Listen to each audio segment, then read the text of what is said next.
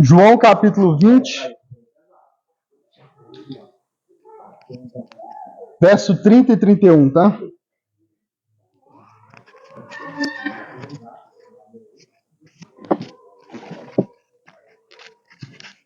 João 20, Evangelho de João, capítulo 20, verso 31. 30 e 31, aliás, né? O tema hoje é somente Cristo, e esse é o segundo sola da reforma. Na verdade, assim, os solas, eles não têm uma sequência certa, né? Mas eu coloquei numa sequência que eu acredito ser coerente, né? De acordo com a lógica que nós vamos abordar. Então, o tema hoje é somente Cristo. Falamos há 15 dias atrás do somente as Escrituras. Hoje nós falamos sobre somente Cristo. E como eu disse na semana retrasada, os 5 solas, irmãos, essas 5 frases, somente as Escrituras, somente Cristo, somente a fé, somente a graça, somente a Deus a glória, elas são resumo de muitas doutrinas, né? Podemos dizer que elas resumem toda a Escritura. Então, nós poderíamos abordar cada uma dessas frases de várias formas, né? E, por exemplo, na época da Reforma, o foco maior era a questão da salvação. Como que esses 5 solas, né? Esses 5 somentes falavam e nos apontavam como o homem pode ser salvo, né? Mas eles não precisam ser usados exclusivamente apenas para falar de salvação, porque, como eu disse, eles resumem muita coisa que vai até mesmo além da própria salvação. Então, essa é a forma como eu novamente preparei esse sermão sobre somente Cristo. Eu vou abordar a questão da salvação, mas não vai ser especificamente só sobre salvação, porque o meu propósito desde o início era preparar essas 5 mensagens somente dos solas, né? Pensando em aqueles que nunca ouviram falar dos solas, né? Do somente Cristo, pensando naqueles que não são cristãos, né? Ou que às vezes não sabem o que é ser um verdadeiro cristão. E eu creio que esses 5 solas nos resumem também o que é ser um cristão.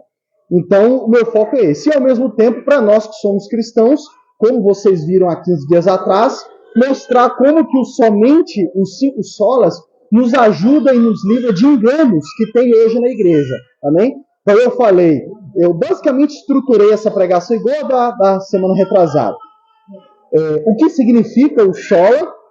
Como que isso gerou por que esse sola trouxe uma reforma na época da reforma protestante, há 500 anos atrás? E como que é importante resgatar essa verdade e falar dessa verdade na igreja hoje em dia. Então, eu estruturei dessa mesma forma. Então, eu vou falar o que significa somente Cristo. E aí, sempre lembrando, eu resumi, acho que em 3 pontos, que eu acredito que são básicos. Vou resumir, não vou entrar em detalhes, mas resumir do porquê que essa doutrina também gerou reforma lá há 500 anos atrás. E hoje eu vou apontar como que o somente Cristo nos guarda e nos livra de, acho que 3 ou 4 enganos que existem dentro das igrejas evangélicas hoje.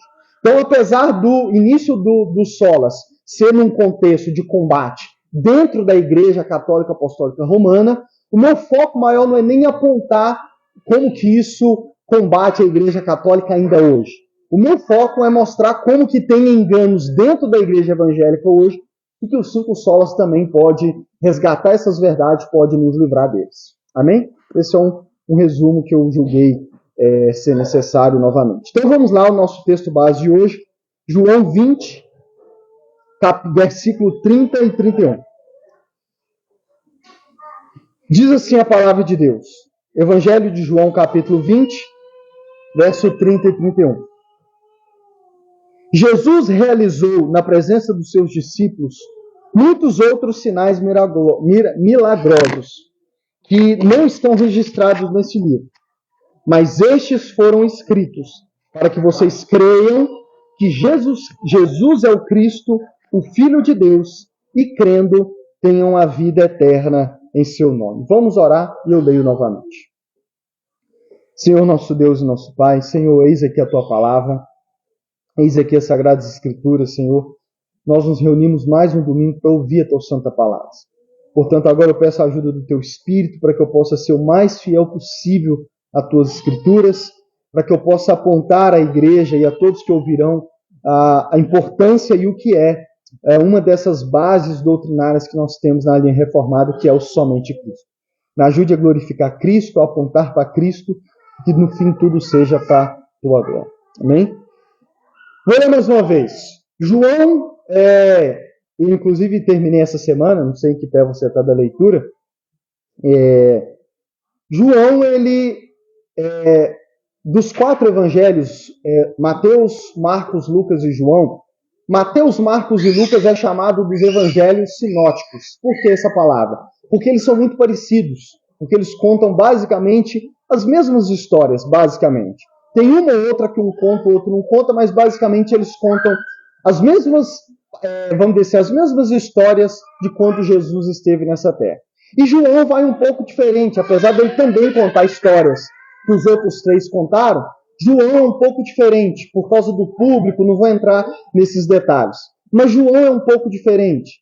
E os teólogos, eles dizem que João o evangelho de João é o mais cristológico no sentido de focar na natureza de Cristo como Deus, como Filho de Deus. Então, se você já leu ou está lendo o evangelho de João, você vai ver que basicamente o foco de João, ao mostrar e a contar algumas histórias de Jesus nessa terra, o foco e o alvo dele é principalmente mostrar que Jesus era o próprio Deus.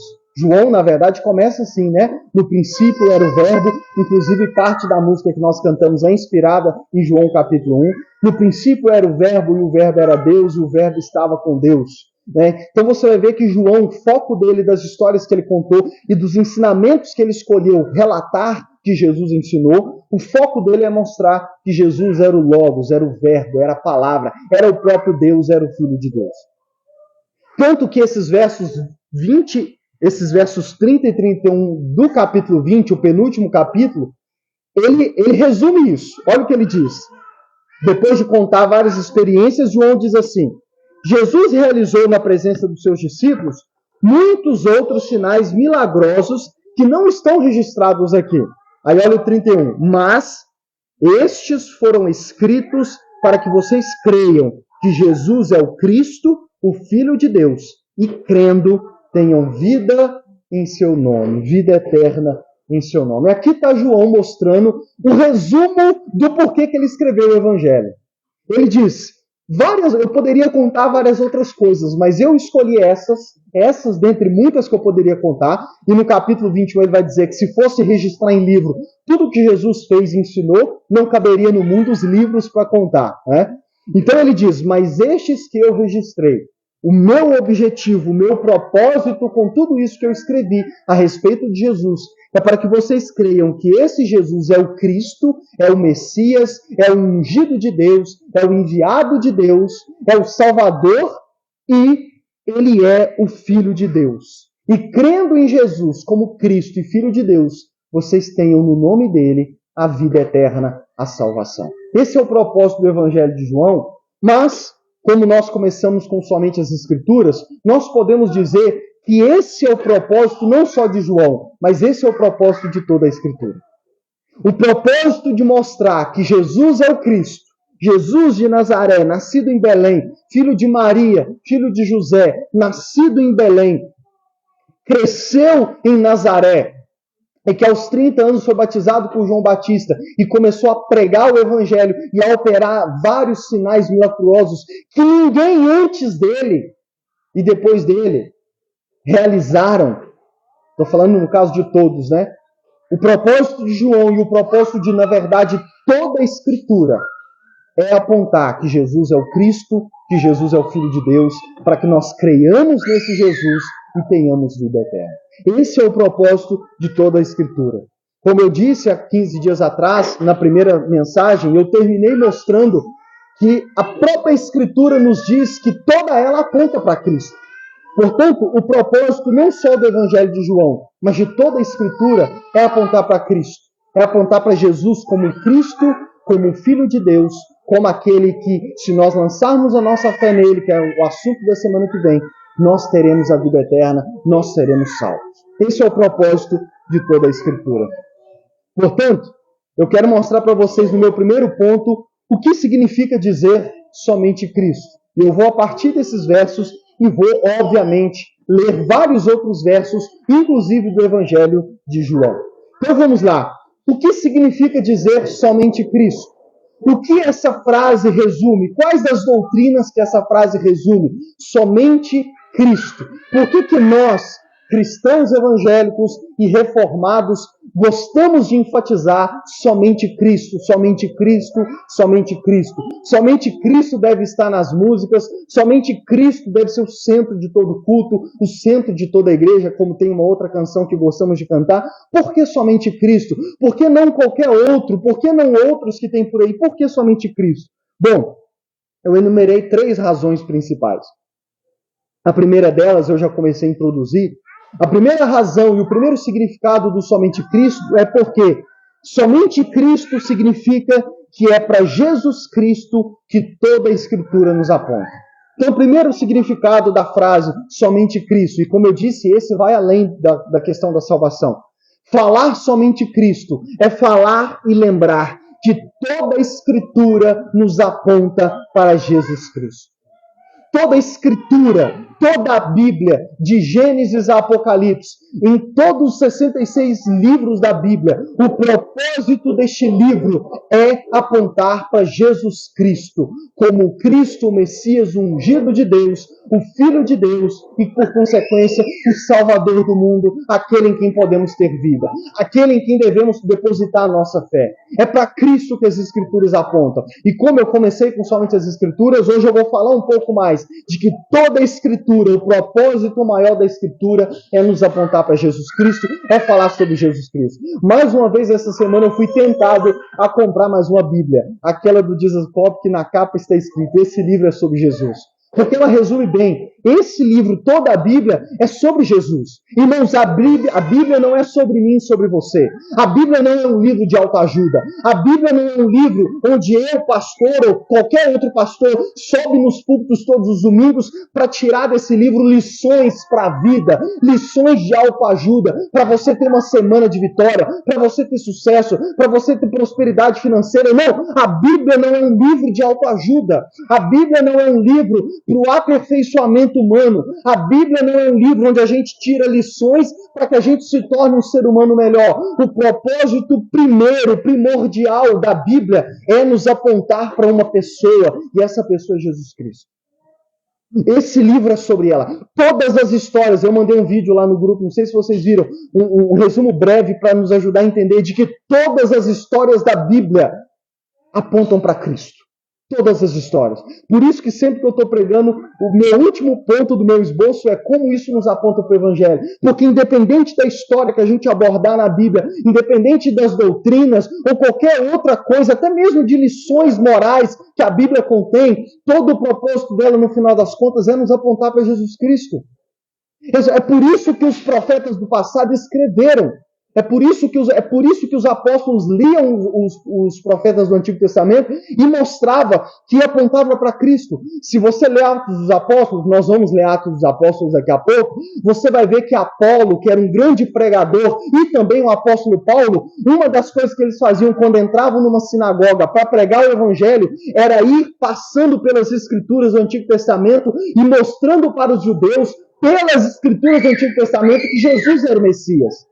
Então, o que os primeiros discípulos faziam? Eles pegavam as Escrituras do Antigo Testamento e mostravam a partir de toda a história do Antigo Testamento que Jesus era o Messias, que ele era o ungido de Deus, que ele era o verdadeiro Salvador do mundo, que ele era o Filho de Deus. E ainda é o que pastores têm que fazer hoje, ainda é o que a igreja tem que fazer hoje diante desse mundo. O primeiro objetivo de toda a igreja verdadeira, de toda a igreja séria, é, através das Escrituras, através desse livro, apontar para o mundo quem é Jesus, quem é o verdadeiro Filho de Deus, quem é o Salvador do mundo. E no Evangelho de João, Jesus deixa isso claro. Por exemplo, João capítulo 5, verso 39 e 40, Jesus diz assim para os fariseus, que estudavam a Bíblia todos os dias: vocês estudam cuidadosamente as Escrituras, porque pensam que nelas vocês têm a vida eterna. E são as Escrituras que testemunham ao meu respeito. Contudo, vocês não querem vir a mim para ter a vida. Olha o que Jesus diz, são as Escrituras que testemunham ao meu respeito. Toda a Escritura, o propósito dela é testemunhar a respeito de Cristo Jesus. Em Lucas 24, 25 a 27 e 44 a 45, Jesus está ensinando os seus discípulos, após ter morrido, ressuscitado, e enquanto ele andava 40 dias aparecendo para os seus discípulos.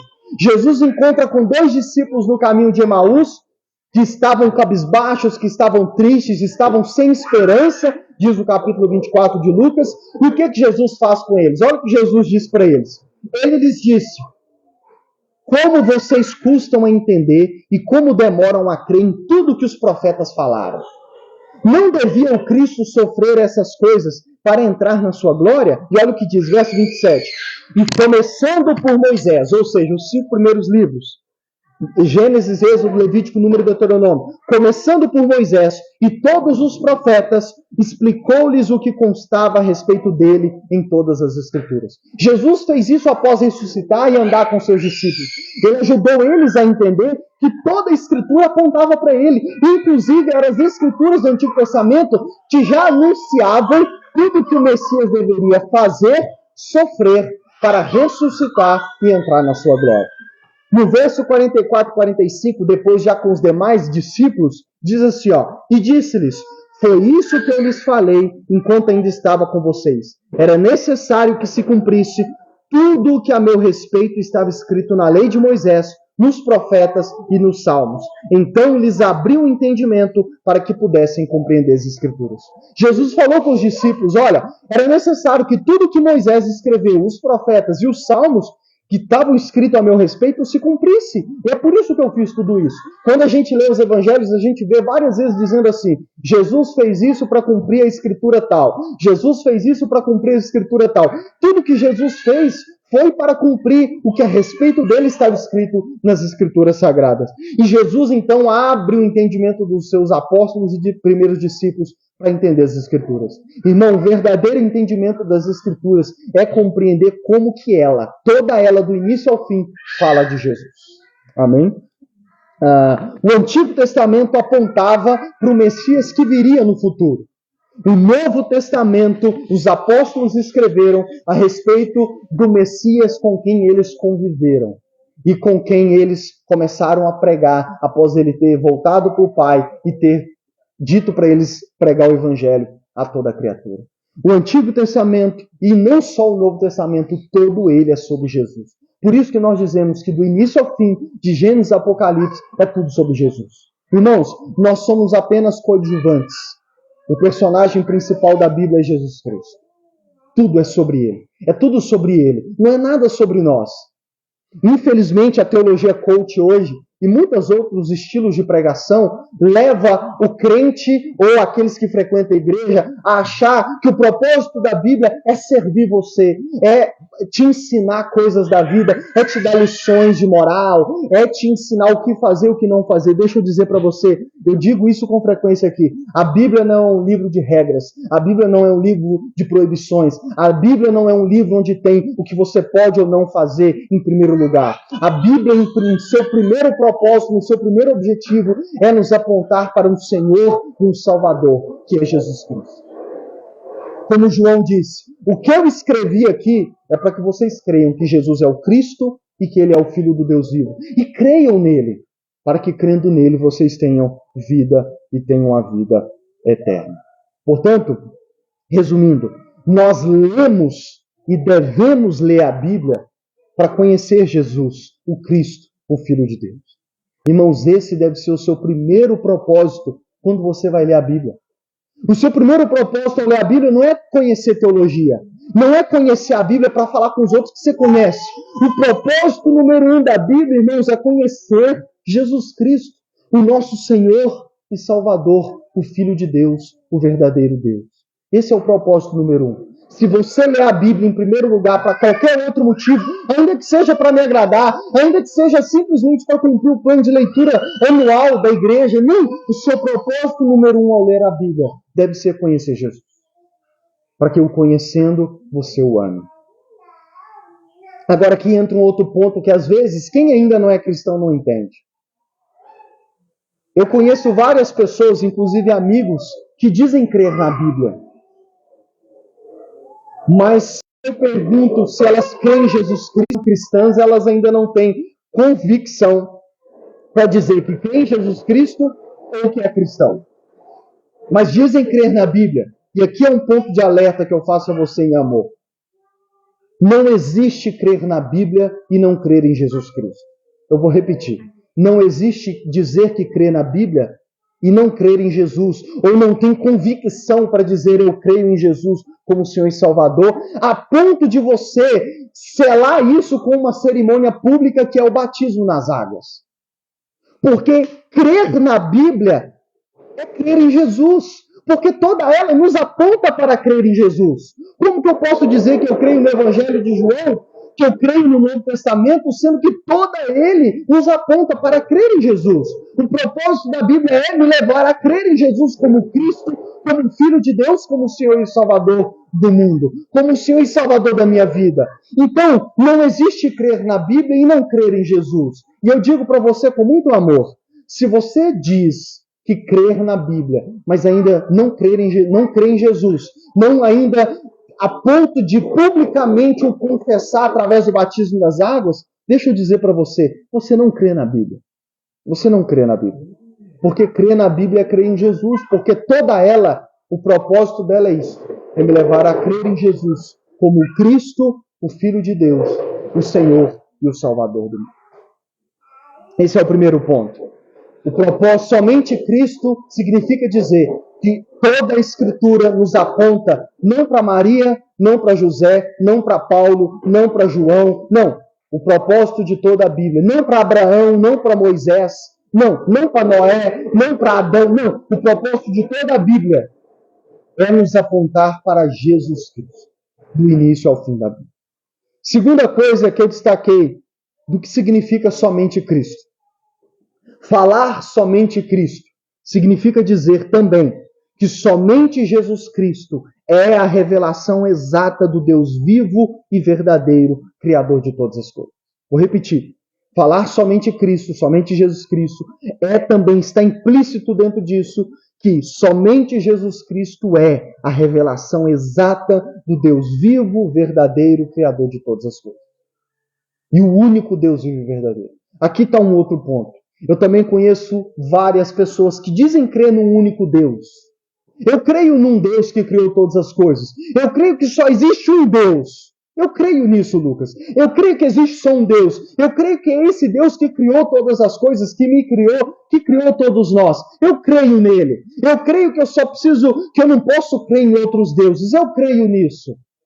Mas quando você vai falar sobre crer em Jesus, se tornar cristão, e como eu tenho enfatizado, chegar ao ponto de assumir essa crença publicamente através do batismo nas águas, como um sinal da aliança e dessa fé, da mesma forma que há 7 anos atrás eu fiz uma cerimônia pública de casamento, onde o meu propósito era dizer para todas as pessoas que eu agora sou da Jennifer e a Jennifer é minha, e só nós dois, não tem outra mulher na minha vida a não ser ela.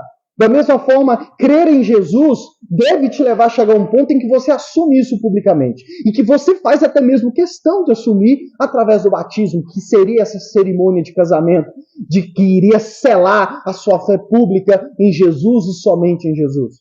Se você ainda não chegou nesse ponto, mas diz crer no único Deus vivo e verdadeiro, eu também quero te dizer que você está enganado.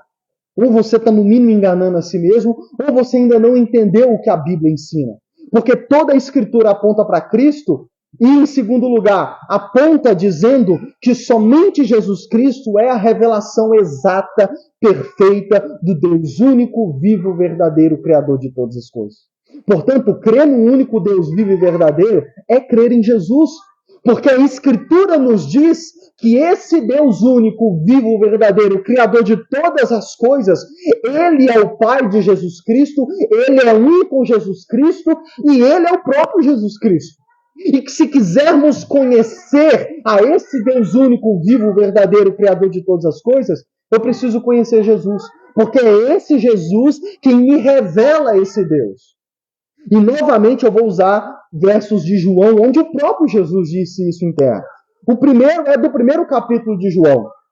João capítulo 1, verso 18, diz assim: ninguém jamais viu a Deus, mas o Deus unigênito, que é Jesus Cristo, que está junto do Pai, o tornou conhecido.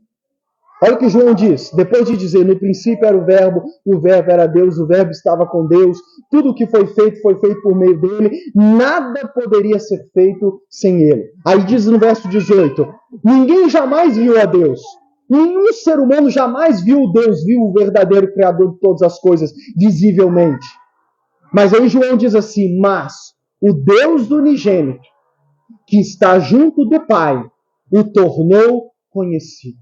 Jesus veio nessa terra e um dos seus propósitos, um dos seus objetivos era tornar conhecido o Pai, o Deus vivo e verdadeiro.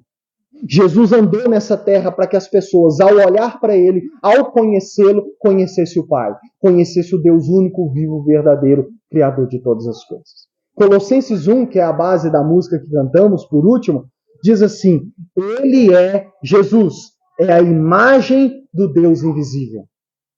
Jesus é a imagem do Deus invisível. Em outras palavras, Jesus revelou visivelmente, em carne e osso, podemos até mesmo dizer assim, o Deus invisível, Criador de todas as coisas, que habita na eternidade, nos céus, na glória, aquele que ninguém jamais viu.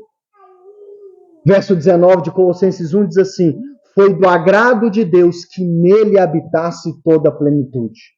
Tudo que Deus escolheu revelar de si mesmo se encontra em Jesus Cristo. Tudo. Tudo que Deus queria que nós, humanidade, o conhecesse a respeito dele, Deus o tornou conhecido em Jesus Cristo.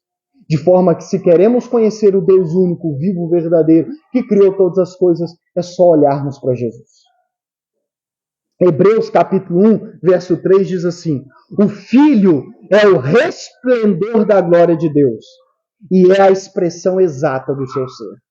O Filho, o Deus unigênito, ele é o resplendor da glória de Deus. É a expressão exata de quem Deus é. Se quisermos conhecer o Deus da Bíblia, Criador de todas as coisas, basta olharmos para Jesus. Basta olharmos para Jesus. É por isso que em João 14, verso 8 e 9, Jesus diz assim, disse Filipe, um dos 12 de Jesus, Senhor, mostra-nos o Pai e isso nos basta. Já nos finalzinho da vida de Jesus na terra, Filipe vira para Jesus e diz, Senhor, mostra-nos o Pai e isso nos basta. Em outras palavras, Filipe estava dizendo, Jesus, nós cremos que o Senhor é Filho de Deus, é Filho do Deus único, vivo e verdadeiro, portanto te pedimos, nos mostra Ele e para nós isso vai ser suficiente. Aí olha a resposta de Jesus. Jesus respondeu, você não me conhece, Filipe? Mesmo depois de eu ter estado com você há tanto tempo? Quem me vê, vê o Pai. Como você pode dizer, mostra-nos o Pai? O desejo de Filipe era absurdo. Senhor, mostra-nos o Pai. Jesus falou, ora, você não me conhece? Eu estando com você há tanto tempo? Quem me vê, vê o Pai. Em outras palavras, vocês já conhecem o Pai. Vocês já viram o Pai em mim. Porque quem me vê, vê o Pai. Em várias passagens de João ele diz, eu só falo o que eu ouço meu Pai me mandar dizer. Eu só faço o que eu vejo o Pai fazer. Tudo que Jesus fez foi para revelar o Pai. Tudo que Jesus fez nós podemos dizer com todas as letras que é o que o Pai faria se estivesse na terra. Porque Ele é a expressão exata de quem Deus é. É o resplendor da glória do Pai. Por isso que Jesus diz, por que você está querendo ver o Pai? Você já viu o Pai, você já o conhece, e você o conhece através de mim. Por isso que eu digo para vocês, é impossível a gente dizer que crê no único Deus vivo e verdadeiro e não nos interessar por Jesus.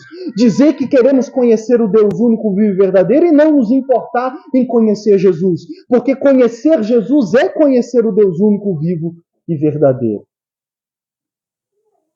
E como consequência óbvia dessa verdade, de que Jesus é a expressão exata de quem Deus é, alguns versos do que Jesus disse em João. Em João 5,23, Jesus diz assim, aquele que honra o Filho, aquele que não honra o Filho, também não honra o Pai que o enviou. Se Cristo é a imagem, a expressão exata de quem Deus é, se é através de Jesus que nós conhecemos o Deus Pai, Criador de todas as coisas, invisível, Jesus disse, aquele que não honra o Filho, não honra também o Pai. Você quer honrar o Deus único, vivo e verdadeiro? Honre Jesus, honre o Filho de Deus que veio nessa terra. Porque Jesus mesmo disse, se você não honra o Filho, você não honra o Pai. Se você não ama o Filho, você não ama o Pai. Se você não serve o Filho, você não serve o Pai. Por isso que é impossível você dizer que crê e conhece o Deus único, vivo e verdadeiro, sem crer e conhecer Jesus Cristo. É impossível você dizer que honra a Deus se você não honra Jesus. Porque honrar a Deus, se você quer honrar a Deus, honre Jesus. Porque é essa forma que Deus escolheu. É como se Deus Pai bradasse do céu e dissesse, você quer me honrar? Honre o meu filho, porque quem honra o filho honra o Pai. E quem não honra o filho não honra o Pai. Em João 6,40, Jesus diz assim, a vontade do meu Pai é que todo o que olhar para o Filho e nele crer tenha a vida eterna. A vontade de Deus Pai é que nós creiamos em Cristo Jesus. Que nós honremos Jesus, que nós creiamos em Jesus. João 17,3, Jesus diz, esta é a vida eterna. A vida eterna, irmãos, é aquilo que todo cristão verdadeiro anseia. É a vida eterna, é a salvação da nossa alma. E o que é a vida eterna? Jesus disse que conheçam o único Deus verdadeiro e Jesus Cristo a quem ele enviou. Irmãos, não tem mistério do que é a vida eterna. A vida eterna, de forma bem simples nesse verso, é conhecer o Deus único, vivo e verdadeiro e Jesus Cristo a quem ele enviou. Em outras palavras, a vida eterna é conhecer a Deus. E conhecer a Deus é conhecer Jesus Cristo. Crer no Deus único, vivo e verdadeiro é crer em Jesus Cristo. E se você quer crer no Deus único, vivo e verdadeiro, você tem que crer em Jesus. Em 8,42 de João, Jesus disse assim, confrontando os fariseus, se Deus fosse o Pai de vocês, vocês me amariam, pois eu vim de Deus e agora estou aqui. Eu não vim por mim mesmo, mas Ele me enviou.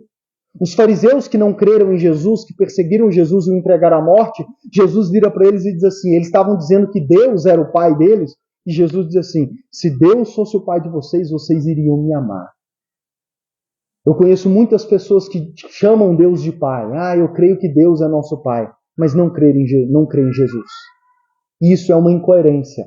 No fundo, ela está enganando a si mesma, achando que tem uma fé verdadeira, mas não tem, porque a verdadeira fé é se Deus é seu Pai, você então ama Jesus. Por quê? Porque Deus Pai escolheu revelar através do seu Filho Jesus. Portanto, se você conhece a Deus verdadeiramente, então você é apaixonado por Jesus. Você quer conhecer alguém que conhece o Deus vivo e verdadeiro? É aquele que ama e é apaixonado por Jesus. Porque é assim que nós conhecemos o Deus único, vivo e verdadeiro. Em João 12,26, Jesus diz assim, aquele que me serve, meu Pai o honrará. Jesus diz, você quer que o Pai, que Deus Pai te honre? Você quer que o Deus vivo e verdadeiro te honre? Então me sirva. Porque para Deus, a vontade de Deus é que você creia em mim, que você me ame e que você me sirva. Tanto que João, o mesmo João, na sua carta, a primeira carta, ele vai dizer assim, quem é mentiroso, senão aquele que nega que Jesus é o Cristo? Este é o anticristo, aquele que nega o Pai e o Filho. Todo o que nega o Filho também não tem o Pai. Quem confessa publicamente o Filho tem também o Pai. João disse que é mentiroso aquele que nega que Jesus é o Cristo, o Filho do Deus vivo. E João vai dizer que é anticristo aquele que nega tanto o Pai quanto o Filho, vivo verdadeiro, e nega o dizer. Todo que nega o Filho também não tem o Pai. Em outras palavras, aí ele diz, mas quem confessa publicamente o Filho tem também o Pai. Traduzindo, se você não crê em Jesus, se você nega Jesus, seja não crendo nele, ou dizendo crer e depois o abandonando, você não tem o Pai, você não tem o Deus vivo e verdadeiro em você. O Deus vivo e verdadeiro não habita em você. Você pode dizer, eu tenho Deus no meu coração, mas você não tem. Porque você nega o Filho, você não crê no Filho, você não crê que Jesus é o Cristo, você não crê que Ele é a revelação exata e o resplendor da glória de Deus Pai. E Jesus diz, e João diz, mas quem confessa publicamente o Filho, esse também tem o Pai. Como que eu vou ter certeza de que Deus, o Deus vivo e verdadeiro, habita em você? A partir do momento em que você confessa, crê publicamente no Filho de Deus, do Deus vivo e verdadeiro. Aquele que o próprio Deus quer que você ame, honre, sirva, adore e siga a Ele. Porque essa é a vontade de Deus. Essa é a vontade de Deus. Portanto, para resumir esse ponto, é impossível crer na Bíblia, crer em um Deus único, vivo e verdadeiro e não crer em Jesus. Não conforme as Escrituras. É impossível você dizer que crê na Bíblia, que crê num Deus único, vivo e verdadeiro e não honrar Jesus com a sua vida. E não servir Jesus na sua vida. E não amá-lo sobre todos e todas as coisas. A verdadeira religião é aquela que você vive para ouvir e amar a Cristo. Jesus Cristo e somente Jesus. Amém? Essa é a verdadeira religião. É aquela que você vive para conhecer, honrar, servir e amar Jesus Cristo, aquele que é a expressão exata do único Deus vivo e verdadeiro. Terceiro significado de somente Cristo é que somente Jesus Cristo é o mediador entre Deus e os homens. Somente Jesus Cristo é o mediador entre Deus e os homens. Se toda a Escritura aponta para Cristo, se somente Cristo é a revelação exata e a única revelação do Deus único, vivo e verdadeiro, Criador de todas as coisas, então fica óbvio que Ele é o único mediador entre a humanidade e esse Deus. O que é mediador? Mediador é aquele que liga, é aquele que faz a conexão. Eu sempre gosto de usar esse exemplo. Por exemplo, o iFood é um mediador entre você e o estabelecimento que você compra a sua pizza. Porque de um lado tem você, do outro tem um estabelecimento. O iFood faz a ligação, ele conecta você e o estabelecimento. Jesus é o único mediador entre a humanidade e Deus. E não tem outro. Somente Ele. Por quê? Porque é para Ele que as Escrituras apontam e é Ele que é a expressão exata de Deus. Ele é o único Filho de Deus, Ele é o unigênito do Pai. Portanto, somente Ele pode mediar essa relação entre a humanidade e Deus. É por isso que em João 14,6, um dos mais conhecidos da Bíblia, Jesus faz aquela declaração estrondosa e que às vezes nem mesmo nós cristãos levamos a sério e entendemos a força que essa declaração tem. Jesus disse: eu sou o caminho, a verdade e a vida. Ninguém vem ao Pai a não ser por mim. Ele é o caminho, Ele é a verdade, Ele é a vida. As pessoas costumam gostar de dizer que todas as religiões levam a Deus. No fim, todos os caminhos levam a Deus. Isso é mentira. Porque a Bíblia diz que só existe um caminho que leva até Deus. E o nome desse caminho é Jesus Cristo. Ele é o único caminho. Ele é a única verdade. Nós cristãos cremos numa verdade absoluta. E essa verdade é Jesus Cristo. Nós cremos que a vida não é doutrina, não é filosofia. A vida não é buscar sucesso. A vida não é buscar felicidade. A vida é Jesus. Para nós, Ele é da vida o melhor. Ele é a própria vida. Ter vida verdadeira é ter Cristo, porque Ele é a vida. E ninguém, Jesus disse, ninguém, não tem exceção. Não tem papa, não tem pastor, não tem crente espiritual demais. Jesus disse, ninguém vai ao Pai a não ser por mim. Irmãos, não tem atalho. Não é aquela de dizer assim, olha, Jesus é o caminho, mas tem outros atalhos que você pode pegar. Ou então tem outros becos que você pode pegar. Ah, tem outras formas. Não, não tem. Jesus é o único caminho que nos leva até o Pai. Ele é o único mediador. Ninguém chega até o Deus vivo e verdadeiro se não for por Jesus. Não tem caminho por Alá, não tem caminho por Maomé, não tem caminho por qualquer outra divindade. É somente por Jesus. O seu pastor não pode te levar até Deus. O Papa não pode te levar até Deus, somente Cristo te leva até Deus. Deixa eu dizer, Maria não te leva até Deus. Os apóstolos não nos levam até Deus. É somente Cristo. Somente Cristo. Paulo diz assim em 1 Timóteo 2,5: pois só há um Deus, o qual se entregou a si mesmo como resgate de todos. Um dia eu pus isso no status do meu WhatsApp. Paulo diz em 1 Timóteo 2,5: pois há um só Deus. E eu conheço 2 passos para trás e já nega essa verdade. Porque apesar de crer no único Deus vivo, pelo menos dizer crer no único Deus vivo verdadeiro, eles não creem que só existe um que leva até Deus, que é Jesus Cristo. Por isso que muitos acreditam que eles podem crer no único Deus vivo e verdadeiro e ser de outras religiões. Não, não pode. Não pode. Porque só existe um caminho até esse único Deus, que é Jesus Cristo. E como eu mostrei para vocês no texto, nos pontos anteriores, se você diz que só acredita no único Deus e não crê em Jesus, você não acredita no único Deus. Você não acredita na Bíblia. Porque crer na Bíblia e crer nesse único Deus é crer em Jesus, que é o único mediador. Pedro, pregando em Atos, Pedro diz assim: este Jesus é a pedra que vocês construtores rejeitaram e que se tornou a pedra angular.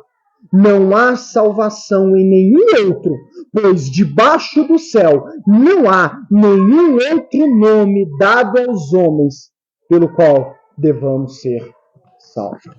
Somente o nome de Jesus. Somente Jesus. Não tem Maria, não tem José, não tem Papa fulano de tal, não tem pastor fulano de tal, não tem nenhum outro nome. É o nome de Jesus. É o nome de Jesus. Ah, Lucas, mas na igreja evangélica fala muito de Paulo, né? Fala muito de Pedro. Então, nós falamos deles o que eles falaram de Jesus. Nós falamos deles porque eles nos apontaram para Jesus. Nós falamos de João porque você viu no verso que nós começamos que João disse: tudo que eu falei e escrevi é para que você creia em Jesus. Esse é o propósito. É por isso que nós falamos deles. Porque eles nos apontam para Jesus. E eles deixam claro nas Escrituras que este era o propósito deles do início ao fim. Olha Pedro dizendo que não existe, não há outro nome. Olha Pedro, que a Igreja Católica diz que os papas são representantes, descendentes dele. Não, Pedro diz que só existe um nome. Pedro não ensinou que também havia o nome de Maria. Pedro não ensinou que nem o nome dele. Pedro diz, só há um nome sobre o qual possam ser salvos. Só existe um nome, é Jesus Cristo. E Jesus, eu não vou entrar em detalhes aqui, mas vou pontuar isso brevemente. E Jesus não é o único mediador para a nossa salvação. Jesus é o único mediador para tudo na vida cristã. Do início ao fim da nossa salvação, irmãos, é somente Jesus. Da nossa salvação a tudo na vida cristã, o seu crescimento, a sua maturidade, a sua luta contra o pecado. Deixa eu te dizer, tudo que nós fazemos na vida cristã, Jesus é o único mediador. Somente Jesus pode te dar forças para vencer o pecado, irmãos. Somente Jesus. Você não crê em Jesus para salvação, crê que você está salvo, se batiza e agora começa a procurar outros meios, sabe? Teologia coach, autoajuda, treinamentos de alta performance, revelações que os evangélicos são fissurados com isso, novas revelações, revelações mais profundas, para que você cresça e se torne um cristão. Não, não é Jesus do início ao fim, é somente Jesus. Paulo fala disso em Efésios 1, que é em Cristo que somos abençoados com toda sorte de bênção. Pedro, na sua segunda carta, eu não vou ler porque o texto é grande, Pedro diz que em Cristo nós já temos tudo de que precisamos para a vida e para a piedade. Então, do início ao fim, Jesus é um mediador. Ele não é só mediador da nossa salvação, mas ele é mediador de tudo. De tudo. Por isso que se você leu as cartas do Novo Testamento, com frequência os apóstolos estavam falando de Jesus. Você quer se tornar mais generoso com o seu dinheiro? É Jesus, somente Jesus pode te convencer disso. É somente imitando Jesus que você vai conseguir fazer isso. É Jesus do início ao fim. Ele é o único mediador. É somente através dele. Por isso que o púlpito tem que falar de quem? É de Jesus, irmão. Nós não temos outro alguém para falar. É de Jesus. E os meus 2 últimos pontos. Porque... E só uma breve, antes de eu passar para o próximo. E talvez poderíamos pensar assim, tá, entre nós e Deus é só Jesus que é o mediador. Mas entre nós e Jesus? Aí tem o Papa, aí tem o pastor. Não, não. Entre nós e Jesus só tem um mediador, que é as Escrituras. Hein? Como que eu conheço Jesus? Pelas Escrituras. O único mediador entre nós e Jesus é as Escrituras. E entre nós e Deus é esse Jesus das Escrituras. Amém? Os dois últimos pontos. Segundo, por que essa verdade de somente Cristo trouxe reforma há 500 anos atrás? Por que resgatar isso foi importante há 500 anos atrás, na época de Martinho Lutero e todos os outros reformadores? Por que gerou uma guerra no meio da igreja a ponto de dividi-la? Posso usar essa palavra dividir? Em primeiro lugar, porque há 500 anos atrás e ainda hoje, isso é importante lembrar, ainda hoje, a Igreja Católica Apostólica Romana ensina que os santos, ou seja, cristãos que já morreram e que eles consideram de uma classe superior, sabe? É mais santo do que...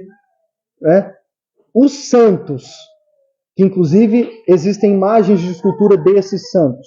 Os santos, os líderes da igreja, ou seja, o Papa, os cardeais, os arcebispos, os bispos e os padres, e especialmente Maria, são mediadores também entre o povo, Jesus e Deus.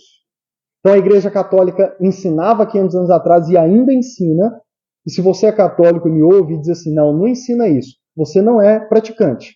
Se você fosse praticante, você saberia que eles ensinam isso. Eles ensinam isso.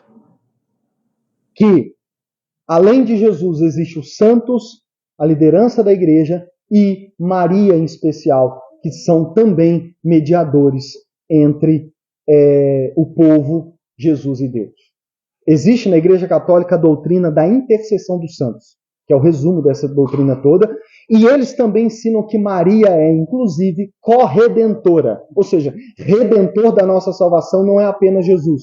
Maria também é corredentora. Ela também contribui, ela também ajuda na nossa redenção. O que é completamente contrário às Escrituras. No mínimo, as Escrituras não existe nada que nos aponta para isso. Nada, nada. Nenhuma frase que a gente poderia tirar de contexto. Na verdade, a única coisa que é tirado de contexto para forçar a ensinar isso é o final do Evangelho de João, quando Jesus na cruz, e na frente dele ele vê João, o seu apóstolo, e vê Maria lá, e Jesus diz assim, eis aí a tua mãe, falando com João. João, a partir de agora Maria é sua mãe, e Maria, eis aí o teu filho. O que Jesus queria dizer com isso? Agora ela vai ficar sozinha, não terá mais eu. Cuide dela como uma mãe. Né? Cuide dela como uma mãe. E aí eles pegam essa passagem para forçar o ensino de que Maria também é corredentora e que ela é mãe de todos, e por aí vai, não vou entrar nos detalhes. Então esse é o primeiro motivo. Há 500 anos atrás, dizer somente Cristo levou a igreja, os reformadores, a dizer não existe santos, não existe liderança da igreja, não existe nem mesmo Maria, somente Cristo. Somente Cristo. E em segundo lugar, porque a igreja católica ensinava e ainda ensina que fora da igreja católica não há salvação. Somente os que fazem parte da igreja católica que serão salvos, porque eles creem que a igreja católica é a única igreja verdadeira. Se você não está na igreja, você não é salvo. Lucas, mas vocês cristãos também acham que só vocês vão ser salvos. Em partes é verdade, mas nós cremos baseado em outra coisa. É porque nós cremos que fora de Jesus não tem salvação. Não tem salvação em outras religiões, não tem salvação em Maomé, em Alá, não tem salvação em qualquer outro Deus, em Buda, não tem. Só tem salvação em Jesus Cristo, e essa é a diferença. A salvação não está na igreja, por exemplo, Cristo para a cidade, ou igreja presbiteriana, batista, não, a salvação está em Cristo. E isso nós afirmamos. Fora de Jesus não tem salvação.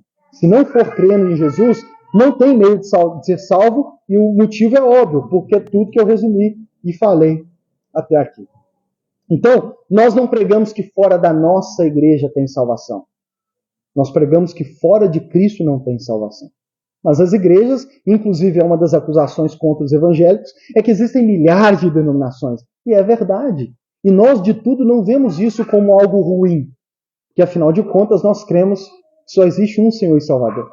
Amém? Portanto, podemos ter várias expressões de igreja diferentes, com placa diferente, nome diferente, desde que cada uma delas, de forma diferente, pregue só existe salvação por meio de um só, que é Jesus Cristo. Agora, qual é a importância disso para hoje? E eu finalizo com isso. Qual é a importância disso para hoje? Lembrar do somente Cristo, pregar o somente Cristo e resgatar essa doutrina do somente Cristo, irmãos, posso dizer para vocês, é extremamente importante na igreja evangélica hoje. E eu quero te dar 3 razões para isso. Da mesma forma que há 500 anos atrás, pregar essa verdade livrou muitas pessoas do engano que havia na igreja católica, pregar somente Cristo nos livra de vários enganos que existem dentro das igrejas evangélicas hoje. E é o meu foco aqui. Por isso que eu falei com vocês, mencionei por alto, mas o meu foco não é nem combater a igreja católica. O meu foco mesmo, e até gostaria de ter mais tempo para abordar isso, porque para mim é muito sério, é os enganos que existem na igreja evangélica hoje em dia. E que somente Cristo nos livra dele. Entendeu? A doutrina somente Cristo nos livra dele. Primeiro engano. Relembrar, pregar, repetir. Somente Cristo nos livra do primeiro engano que existe nas igrejas evangélicas, que é o engano da autoridade espiritual ou cobertura espiritual. A primeira coisa, existe um engano que se espalha como gangrena. Sabe o que é a gangrena? Se espalha como gangrena corroendo o corpo de Cristo, que é um ensinamento sobre autoridade espiritual e cobertura espiritual. Vou traduzir de forma bem simples. Em muitas igrejas se ensina que o pastor é o ungido do Senhor. O pastor da igreja, ou o pastor fundador da igreja tal, ou o pastor que é o pastor da igreja, o líder da igreja, seja de uma congregação ou de uma denominação, ele é o ungido do Senhor. Termo que eles tiram do Antigo Testamento para dizer que o pastor é o ungido do Senhor, é o anjo da igreja, tiram distorcidamente lá de Apocalipse, e que, portanto, os membros da igreja estão debaixo da unção desse pastor. É como se eu dissesse assim, eu sou ungido do Senhor, eu, Lucas, eu tenho a unção de Deus e vocês estão debaixo da minha unção. Portanto, eu tenho autoridade, eu sou a autoridade aqui na igreja. Certo? E por eu ter essa autoridade, vocês estão debaixo da minha cobertura. Vocês estão debaixo da unção que eu tenho, vocês não têm, eu tenho. Portanto, eu sou a autoridade maior nessa igreja e vocês estão debaixo da minha cobertura. E pastores loucos da cabeça ainda começam e juntam a isso os ensinamentos falsos e distorcidos sobre lealdade e deslealdade. E levam as pessoas e aos membros da igreja a praticar uma lealdade que se torna cega, inquestionável para com o pastor que é a autoridade e sobre o qual eles estão debaixo da cobertura espiritual. Por quê? Porque eles ensinam que, por exemplo, se você sair da minha igreja, você vai sair da minha cobertura. E é provável que problemas aconteçam com você. Por quê? Porque você saiu debaixo da minha cobertura espiritual. Tem crentes que saem da igreja com medo. Tem crentes que chegam em outras igrejas, principalmente as igrejas mais sérias, com medo. Porque elas foram ensinadas de que se ela sai da cobertura... Por exemplo, há um mês atrás, mais ou menos, a Jennifer estava atendendo uma pessoa lá no salão, que ela tem lá em casa, e depois ela estava contando para mim sobre uma pessoa que nós conhecemos, inclusive eu tenho um carinho muito especial por ela, mas ela dizendo que apesar de conhecer os pecados que o pastor da igreja dela vive, em constante adultério, agora adultério não porque divorciou, né? Mas apesar de saber o estilo pecaminoso que o pastor dela tem, ela não sai da igreja. Por que ela não sai da igreja? Porque diz ela que uma vez tentou sair e pagou um alto preço. Palavras dela. Dentro dessa frase, dessa mentalidade dela, está implícito isso aqui. Ela acredita que o pastor é um ungido, que o pastor é a cobertura espiritual, e que como ela tentou uma vez sair da igreja, ela saiu da cobertura, ela pagou um alto preço. Está implícito aqui, algo ruim aconteceu com ela. Por isso que ela diz, eu não saio, mesmo sabendo dos pecados dele. E deixa eu te dizer, dessa forma, muitas igrejas e muitos pastores oprimem pessoas na igreja. A igreja, isso não é autoridade e cobertura espiritual, isso é opressão espiritual. Tem muitas pessoas que não são oprimidas por demônios, são oprimidas por pastores que ensinam essas palhaçadas e forçam e obrigam evangélicos e a igreja a praticar e a viver no meio dessa palhaçada toda. Por isso que lembrar e entender que somente Cristo é o mediador. Irmãos, somente Cristo é o Messias ungido. Todos os cristãos, inclusive pastores e cristãos comuns, que poderíamos falar comuns, todos nós estamos debaixo de uma única cobertura espiritual e de um único ungido do Senhor e de uma única autoridade, que é a autoridade de Jesus, irmãos. Vocês que são membros da igreja, vocês não estão debaixo da minha autoridade. Vocês não estão debaixo da minha cobertura. Nós todos aqui estamos debaixo da autoridade e da cobertura de um único só, que é Jesus Cristo. Amém? Portanto, somos todos iguais. O que nos difere é que às vezes eu sei pregar, eu prego, talvez você não, mas isso não faz eu ter uma autoridade maior do que você. Não faz. Ah, Lucas, mas você é o líder. Ok, mas a minha liderança é como um igual com você. Amém? É como um igual. É mais ou menos assim, quem tem mais de um filho, que sai de casa, chama o mais velho e fala, olha os seus irmãos. Porque ele talvez é o mais velho, o mais maduro, que vai olhar os outros, não torna ele melhor, não torna ele num outro patamar. Amém? Estamos todos debaixo da autoridade e da cobertura de um só, somente Cristo. Amém? E eu já quero dar uma aplicação aqui. Se você que vai me ouvir, eu sei que não é o caso daqui, se você que vai me ouvir frequenta uma igreja que é assim, deixa eu dizer para você, nem junta suas malas, sai correndo e não olha nem para trás. Não olha nem para trás. O segundo engano é o engano do sincretismo e do misticismo religioso evangélico. O que é sincretismo? Sincretismo é a mistura de várias religiões. O que é sincretismo, Lucas? Sincretismo é quando você pega elementos de várias religiões e mistura. E faz ali um liquidificador. Eu já disse isso para uma pessoa. Uma pessoa falou para mim, ô Lucas, o que você acha que eu sou? Estou mais para espírita? Eu falei com ela, você é um liquidificador. Ela não entendia. Eu falei, você joga tudo lá dentro e bate, faz aquela mistura. Você crê em coisas que são opostas ao mesmo tempo. É como você falar que é cruzeirense e atleticano ao mesmo tempo, né? Não tem jeito, né? Isso é o sincretismo, é a mistura. E no meio evangélico está tendo muito sincretismo religioso. Lucas, me explica melhor. Existem várias igrejas que se dizem evangélicas que pegam elementos do candomblé, elementos do espiritismo, elementos da religião judaica, por exemplo, como Arca da Aliança, candelabro, até aqueles talites, sabe aqueles panos que bota aqui, e pega esses elementos de outras religiões e faz uma mistura com o evangélico, com a religião evangélica, e vira um culto que você entra, você não sabe qual que é a raiz, o que é o principal ali. Isso é o sincretismo religioso e está presente em muitas igrejas. Outra coisa é o misticismo religioso. De forma simples, o que é misticismo? É você dizer que objetos, por exemplo, têm poder sobrenatural. Existem muitas igrejas evangélicas que vendem óleo ungido, rosa ungida, objeto ungido, arca da aliança ungida, mezuzá ungido, folha de arruda, e por aí vai. Eu mandei no grupo também lá para vocês, lá o Pataquadas Gospel, né? Vassoura ungida, que mais aí? Colher de cimento ungida, cimento ungido, pano com o suor do pastor, que ele fala que é ungido, isso é misticismo. E dizer assim, olha, é como se eu dissesse assim, ó, leva essa moeda de 5 centavos para sua casa e ela vai abençoar a sua casa.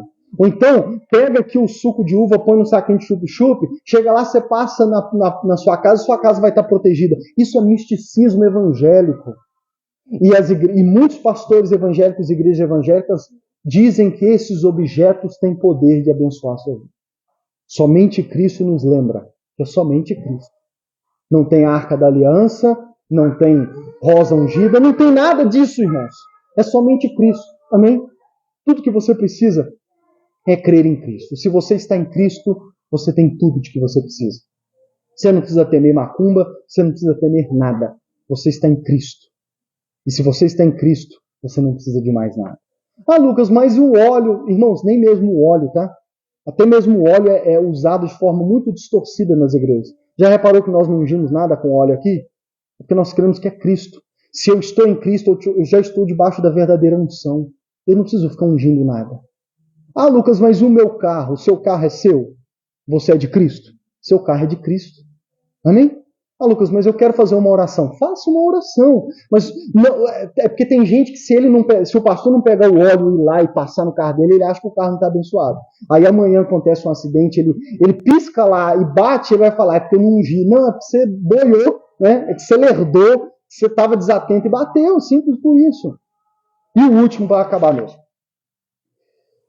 Então, o engano da autoridade e cobertura espiritual, o engano do sincretismo e do misticismo evangélico, e terceiro lugar, o engano do pastor como salvador e referência da sua fé e vida cristã. Terceiro engano, o engano do pastor como salvador, referência e a base da sua fé e da sua vida cristã. O que significa ter o pastor da igreja como salvador? Significa que você não converteu-se a Cristo, você se converteu ao pastor. Tem gente, eu já conheço muitas, que ele não converteu a Jesus. Ele não crê em Jesus, ele crê no pastor fulano de tal. Está entendendo? Ele não crê que Jesus pode abençoá-lo, ele crê que o pastor fulano de tal pode abençoá-lo. Ele não vai para a igreja por causa de Jesus, ele vai por causa do pastor fulano de tal. Tanto que uma prova cabal disso, eu tenho conhecido muitos, é que quando esse pastor fulano de tal decepciona ele, ou quando a liderança da igreja decepciona ele de modo geral, para ele o cristianismo perdeu o sentido. E aí a maioria dos desigrejados são assim. Para eles o cristianismo perdeu o sentido. Tudo que eles viam sentido e que praticavam, oração, leitura da Bíblia, eles param de praticar. Eles não procuram outra igreja para... Não, aquele pastor me decepcionou, aquele pastor é adúltero, é pecador, mas eu vou para outra igreja porque eu quero Jesus, eu continuo crendo em Jesus. Não, o cristianismo perde o sentido. Sabe, não é como se eu não quero saber mais de igreja, mas peraí, quem te decepcionou foi o pastor, não foi Jesus. Mas essa é uma das provas de quem era o salvador dele, de que a conversão dele não foi a Cristo, foi ao pastor. Ou a denominação. Porque tem muitas pessoas também que idolatram e servem a denominação e não a Cristo. Ah, eu vou para a igreja fulana porque a igreja que é boa, a Lagoinha que é boa, né? E por aí vai. Templo dos Anjos é que é bom, né? E aí não é Cristo mais, é a igreja. Certo? É a igreja. Isso é ter como Salvador. E a segunda coisa é o pastor ser a sua maior referência na vida cristã. Deixa eu dizer para vocês, irmãos, eu não sou sua maior referência na vida cristã. Amém? Eu não sou a base da sua fé. Eu não sou a sua maior referência na vida cristã. É Jesus quem é. É Jesus e somente Jesus. O que eu, como pastor, devo fazer? Eu devo só te apontar para Jesus. Amém? O meu papel, Lucas, então eu não posso te pedir conselho, eu não posso me inspirar em você, irmão, você pode, mas naquilo que eu aponto para Jesus. Amém? Naquilo que eu aponto para Jesus. Somente nisso. Você tem que lembrar que eu estou aqui como um igual a você. Eu sou basicamente assim, mais ou menos assim, ó. Ali está o Tássio, conheço ele há mais de 5 anos. Mais de 5 anos. Elton conhece o Tássio há menos de 5, uns 2 anos. Eu conheço o Tássio um pouco melhor do que você conhece. Então eu, como um amigo em comum, e agora estamos caminhando junto, posso te falar um pouco melhor do Tássio, pontos do Tássio que você ainda não conhece.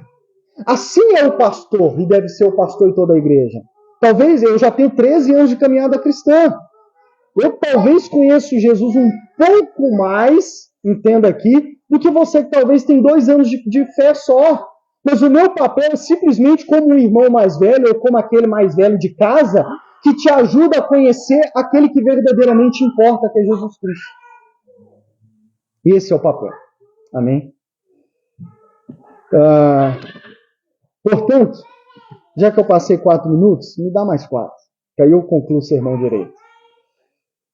Portanto, somente Cristo te livra desses 3 enganos. Autoridade, cobertura espiritual, não existe essa palhaçada. Na verdade, existe, mas só de Cristo. Tanto a autoridade quanto a cobertura. Sincretismo e misticismo, você não precisa de óleo, de nada ungido. E terceiro, eu não sou o seu salvador, Jesus o é. Amém? Jesus o é. Agora, Lucas, diante disso, qual é a postura correta de toda a igreja e todo pastor? E eu finalizo com isso. Se é somente Cristo, e eu falei com vocês de 3 enganos que tem na igreja evangélica hoje, qual é a verdadeira postura e qual deve ser a postura de uma verdadeira igreja, uma igreja séria e de um pastor sério? Deve ser a postura de João Batista. João capítulo 3, verso 28 e 29, nos diz que João começou a pregar. João Batista pregava e batizava as pessoas. Isso levou a muitos a achar que ele era o Messias. Você é o Messias?